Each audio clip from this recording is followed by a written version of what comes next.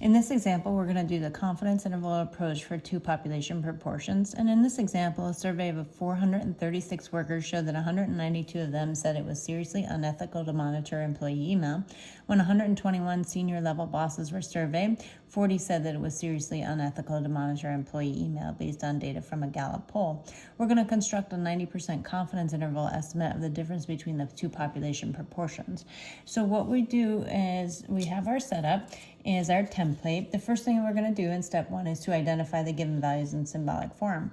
So as I read the question, we're then going to identify those given information. So 436 workers, that's N1, first group versus the second group. So 436 people in that first group, 192 of them, so that's X1, that's the number of successes in that first group. And then we can calculate the proportion of successes in that sample of that first group. P hat 1 is X1 over N1, so 192 over 436. And then we're going to do the same thing on that second group. So N2, anything with a subscript denotes which group it's from. That 2 is the second group of senior level bosses, and the sample of them was 121, so that's N2. X2 is 40 of them, so 40 of them said it was seriously unethical to monitor employee email.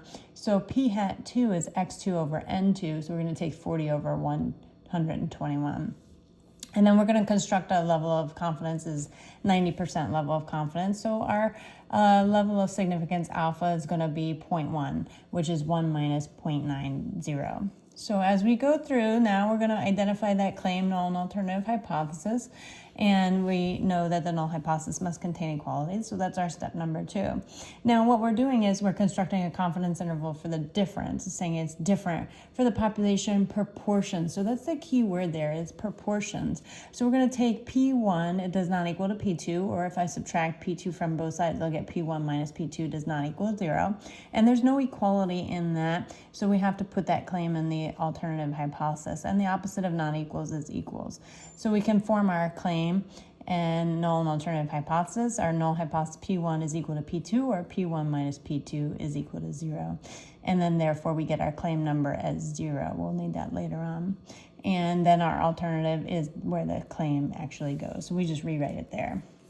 In step number 3, we're doing a confidence interval for a two population proportion. So we need to identify that appropriate formula. So it is a little bit long. So we're going to take the formula as P hat 1 minus P hat 2, plus or minus. The minus sign will be the lower limit. The plus sign will be the upper limit. We're going to take that Z critical value, Z alpha over 2, times all of this. This is the square root of P hat 1 times 1 minus P hat 1 over N1. Then we're going to have a separate fraction here, P hat 2 times 1 minus P hat 2 over N2. We're going to add that and then make sure we take the square root of all that multiplied by the Z critical value. And then we'll add or subtract that P hat 1 minus P hat 2. So this, after the plus or minus, is all of this is called that margin of error. In step number 4, we're going to identify and find that critical value. And since we know this is a 90% level of confidence, as told to us in the question, 90% goes in the center. So our alpha is 1 minus that, because the sum total of them should be 1 or 100%. We're going to split that equally into the right tail as well as the left tail. So we're going to take 0.1 divided by 2 is 0.05 in the right tail as well as the left tail. Then we're going to use our Z table. And in that Z table that we have, we're going to find the closest or exact, if we can, to 0.05.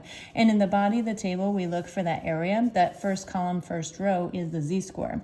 So we look for the closest or exact, and I see it around here. This is equally distant, so it takes us all the way down to the bottom of that table, and we get 1.645 for the positive and the negative critical values. So that negative 1.645 and the positive 1.645. That's how we get plus or minus 1.645 for that critical value.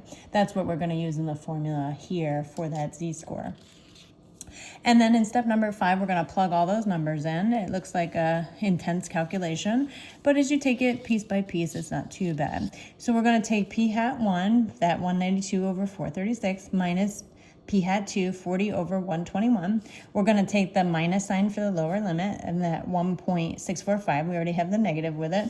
And then the square root of P hat 1, 192 over 436, times 1 minus 192 over 4 36, and then divide that all by 436. We're going to do the same thing on the p hat 2. 40 over 121 times 1 minus 40 over 121.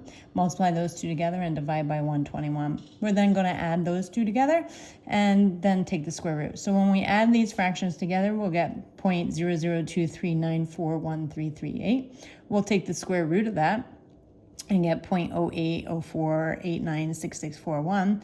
And then when we just did the subtraction of these two fractions, 192 over 436 and 40 over 121, we got 0.10978844601. So we're just going to do the subtraction of those two numbers. And for the lower limit, we get 0.029298796.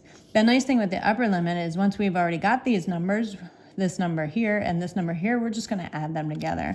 So you'll see that that's the entire calculation, and we get 0.1903. So we say that the interval is between 0.0293 less than P1 minus P2. That's the difference in the population proportions, less than 0.1903. And now in step number 6, we have to determine if that hypothesized or claim number, that 0, that's the claim number that we got from the null hypothesis, and in the alternative, if it lies within the upper and lower limit.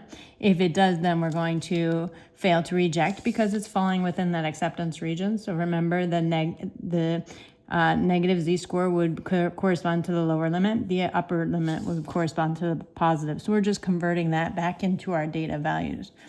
And if it does, then we're going to reject HO. So our 0 does not lie in that interval, so we reject HO. We're going to state our final concluding claim based on the sentence here. We're going to decide to reject HO. We're just going to kind of fill in the blank. When we reject HO, it's like we don't want it. So therefore, my claim is okay because I didn't cross it out. So we make our final statement saying we reject HO. There is sufficient evidence at alphas, fill in the level of significance, 0.10, to suggest that, and then restate the claim exactly the way it was worded, that there is a difference between the population proportions here.